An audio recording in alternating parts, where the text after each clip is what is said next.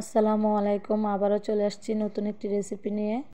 আজকের রেসিপিতে থাকবে মূলা, আলু, টমেটো দিয়ে পুঁটি মাছের তরকারি। প্রথমে আমি মূলা, আলু কেটে ধুয়ে নিয়েছি। তারপরে পরিমাণ মতো পানি দিয়ে মূলা, আলু ডাঁটাগুলো সিদ্ধ করে নেব। মূলার ডাঁটাগুলো আমার কাছে খেতে ভীষণ ভালো লাগে, এর জন্য আমি মূলার ডাঁটাগুলো দিয়ে দিয়েছি। এখন মূলা আর আলুগুলো সিদ্ধ হয়ে গেছে, আমি একটা ছাঁকনিতে ছেঁকে নিয়েছি। এখন আমি মাছগুলো ভাজার জন্য মাছে হলুদ আর লবণ দিয়ে মাখিয়ে নিব। তারপরে চুলাটা অন করে তাওয়াতে তেল দিয়ে দিব। তেলটা কিছুটা গরম হলে দিয়ে দিব মাছগুলো।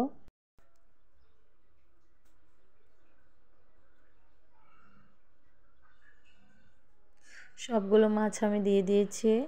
মাছগুলো কিছুক্ষণ ভেজে নিয়েছি, এখন আমি উল্টিয়ে দেব। উল্টিয়ে পাল্টিয়ে মাছগুলো ভেজে নিব। মাছগুলো একদম বেশি ভাজা ভাজা করব না, অল্প কিছুক্ষণ ভেজে নিব, তাহলে মাছটা খেতে বেশি ভালো লাগবে। এখন আমার মাছগুলো ভাজা হয়ে গেছে, এখন আমি একটা বাটিতে উঠিয়ে নেব।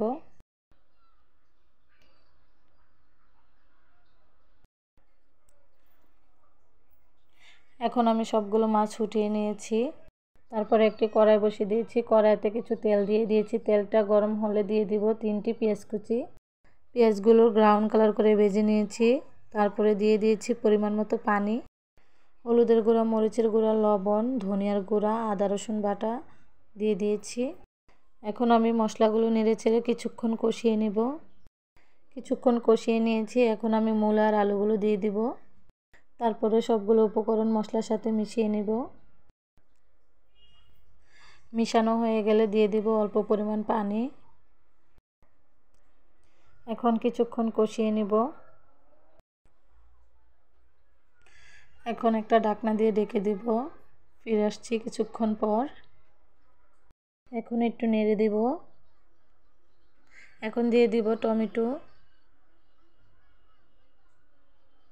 আবার একটু নেড়ে নিব। তারপরে আবারও একটা ঢাকনা দিয়ে ঢেকে কিছুক্ষণ কষিয়ে নেব। ফিরে আসছি কিছুক্ষণ পর। এখন আমি আবার একটু নেড়ে নিব। এখন দিয়ে দিব পরিমাণ মতো পানি। এখানে আমি ফুটানো পানি দিয়ে দিয়েছি। আপনারা চেষ্টা করবেন সবসময় ফুটানো পানি দেওয়ার জন্য। তরকারিতে ফুটানো পানি দিলে তরকারির কালারটা খুব সুন্দর থাকে।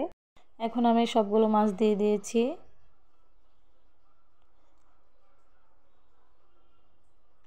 এখন দিয়ে দিব কিছু কাঁচামরিচ ফালি করে নিয়েছিলাম সেগুলো।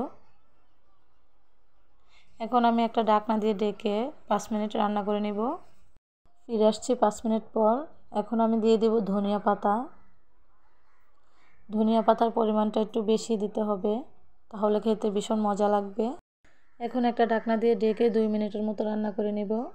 ফিরে আসছি 2 মিনিট পর। এখন আমার তরকারিটা হয়ে গেছে, এখন আমি একটা বলে পরিবেশন করে নিব। এখন আমি পরিবেশন করে নিয়েছি, দেখেন কালারটা কত সুন্দর হয়েছে তরকারির। আশা করি আমার রেসিপিটি ভালো লাগবে। আল্লাহ হাফেজ।